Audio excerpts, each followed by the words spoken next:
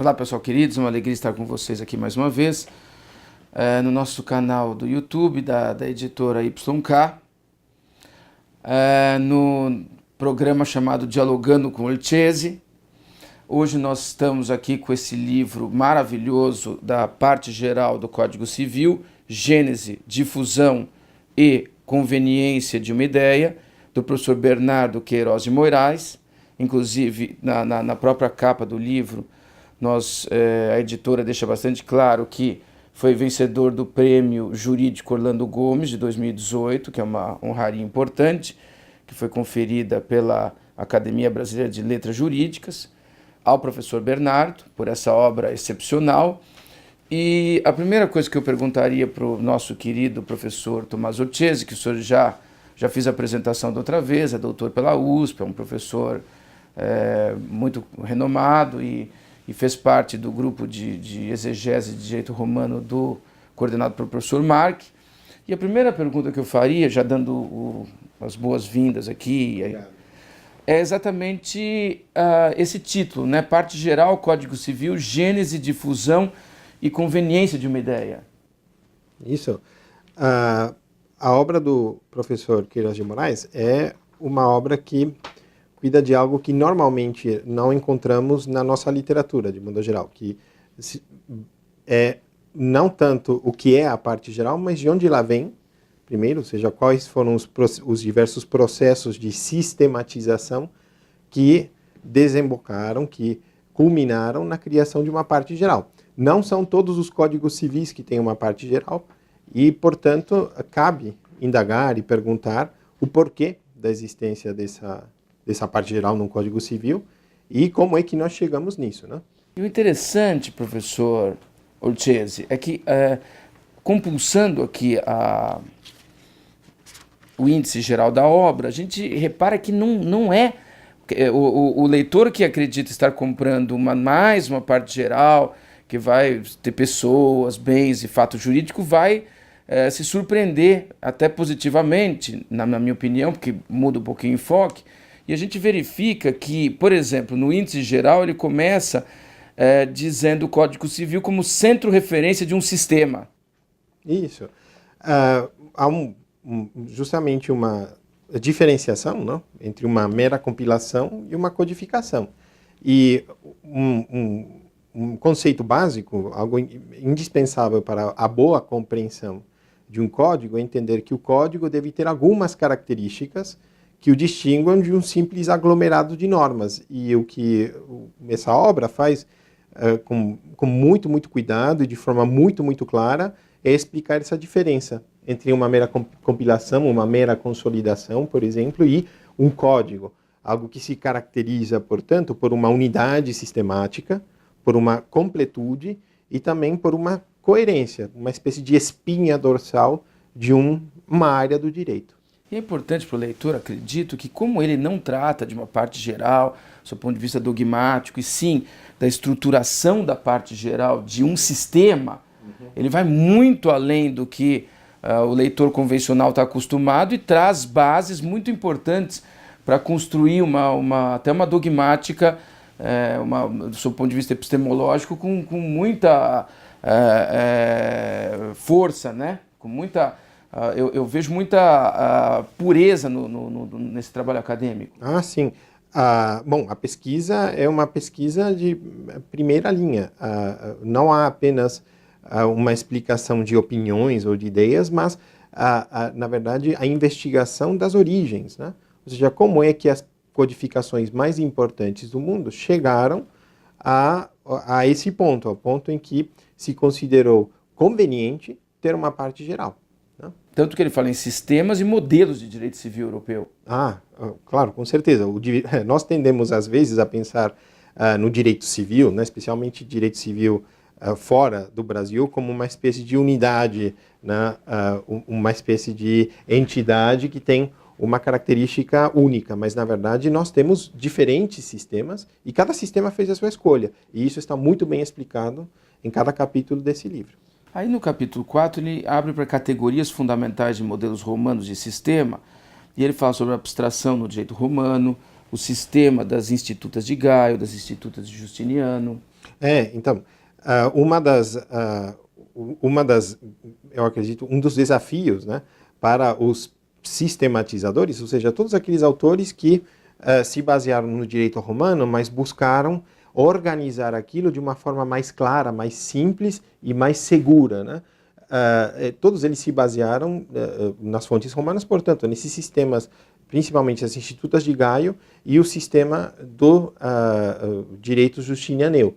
E cada autor fez algumas escolhas. Portanto, o importante é entender quais foram as escolhas feitas, como foi feita a sistematização, para entender depois como é que a parte geral foi criada para atender a essas, digamos, exigências que cada autor considerava mais relevantes. Não, logo em seguida, ele trabalhando nessa sistematização e vai no modelo francês e alemão, aí ele fala do contexto de Poitiers, depois ele vai tratar das dificuldades do corpus iuris civilis, a ideia objecta iuris, aí ele vai entrar em vários autores que foram autores que fizeram parte dessa sistematização. Claro, os dois grandes modelos, né, poderíamos dizer, de codificação são efetivamente o modelo francês e o modelo alemão.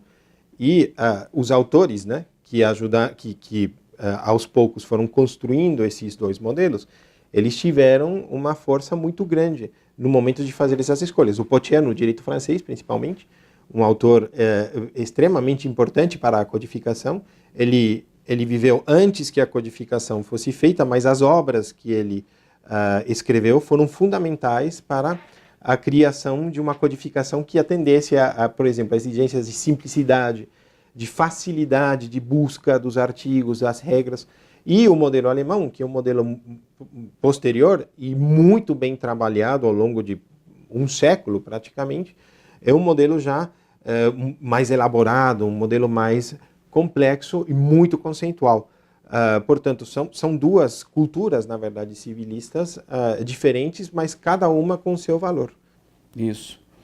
Tanto que ele vai exatamente depois trabalhar a ideia de Heise ao BGB, vai mencionar bastante Savigny, entre outros autores e tal, Bülow, né, a relação jurídica processual, que a gente tem como um pilar na análise da relação jurídica processual. Tudo isso ele vai fazer uma abordagem aqui. Claro. Nós tendemos muito mais a pensar, por exemplo, às vezes, em algumas categorias. Por exemplo, quando tratamos de posse, não é isso? Tendemos a pensar na teoria objetiva, teoria subjetiva. Então, pensamos em von Ehring e depois von Savigny, por exemplo. Agora, as contribuições que esses autores fizeram, não apenas a um tema específico, mas à própria sistematização do código, são todas de um valor inestimável.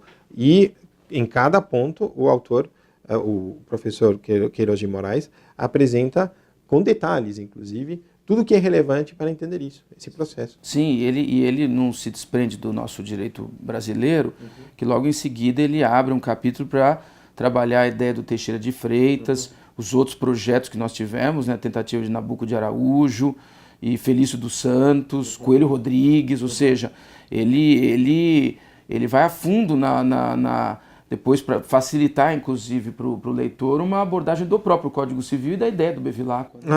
É claro, o codificador o autor do projeto do Código de 1916, o Clovis Bevilacqua, ele se baseou muito em projetos anteriores e também nessas duas culturas, né, que foram se formando na Europa ao longo do tempo. Apesar de nós termos tido uma influência muito grande da Europa, a verdade é que o direito brasileiro tem uma autonomia. O Teixeira de Freitas é reconhecido internacionalmente como um autor de peso não nacional, mas universal. E todas essas ideias também foram incorporadas por meio de escolhas na nossa codificação de 1916, e, posteriormente, boa parte disso também foi incorporado ao Código Civil de 2002, que está hoje em vigor. Você vê que logo em seguida ele sai do nosso sistema, né, trabalha a ideia de Orlando Gomes, e o próprio Miguel Reale, importantíssimo para o nosso Código de 2002, né? E aí ele vai para o teu país de origem, lá vai para o Sarsfield, e do Sarsfield ele vai um pouquinho para a América Latina, entra um pouquinho nos asiáticos, Então ele faz uma abordagem bastante ampla, né? Sim, o professor Queiroz de Moraes, ele apresenta certas características comuns, né, às codificações latino-americanas, codificações que são, portanto, estão vigentes em países aqui, países circundantes ao Brasil. E, além de fazer ou seja, a menção a esses outros ordenamentos jurídicos, essas outras codificações, estabelece as relações, né, que há de semelhança e complementaridade entre esses sistemas jurídicos. Não, e que a gente fica encantado nessa obra é a simplicidade de linguagem, que é algo que, sim, muito importante, e ela é uma obra pequena, né? Não é algo que fez em 2.000 páginas. Ele consegue trazer todas essas informações de maneira bastante sistêmica e bastante simplificada, com uma bibliografia rica, e em 170 e poucas páginas. Uhum. E isso é algo muito importante. Alguém que, por exemplo, esteja prestando um concurso, neste momento, poderia muito bem enriquecer muito, de forma, eu diria, exponencial, eventualmente, o seu desempenho numa prova escrita, numa prova oral, com a leitura de um livro que não é extenso, mas contém muitas informações e consegue fazer uma ligação muito grande entre o direito atual, que é algo que toda pessoa que estudou direito conhece bem, e as origens e os fundamentos mais básicos, mais elementares acerca do nosso ordenamento jurídico civil. Sim, e para a gente terminar, professor Lucchesi, para estudioso do direito civil, do direito empresarial, principalmente dos privatistas em geral, qual seria as contribuições que esse livro poderia trazer, além, obviamente, já mencionado para o acadêmico que presta concurso, para demonstrar que, na verdade, ela não é uma obra que sobrepaira a dogmática, então é necessária para o candidato a um concurso, mas o estudioso em geral do direito civil, que seja aluno no final da graduação, ou que seja já o mestre ou o doutor, ou mesmo aquele que gosta de estudar para os processos e tal, para o prático, né? Qual seria a importância? O que ele poderia ter dessa obra que seria útil ter na sua biblioteca? Eu acredito que talvez hoje, né, num momento em que vivemos um fenômeno, por assim dizer, de descodificação em muitos aspectos, a ideia de tentar manter uma coerência sistemática e também de apreciar a importância hoje de um código e de uma parte geral, inclusive, de um código, e como é que hoje isso tem impacto, eventualmente, qual é a sua importância, a sua fundamental importância para o ordenamento jurídico. Isso é algo que essa obra, com certeza, apresenta de forma clara, de uma forma direta e extremamente bem fundamentada. E, portanto, acredito que a principal contribuição seja a dar, mais do que subsídios, acho, um fundamento sistematizado e coerente acerca da identidade do nosso ordenamento jurídico. Maravilha, eu agradeço ao professor Lucchesi, nós estamos aqui no Dialogando com o Lucchesi, espero que você tenha gostado, estamos à disposição, né? A editora YK também agradece e estaremos com novos livros e novos comentários de outras oportunidades. Até lá. Muito obrigado.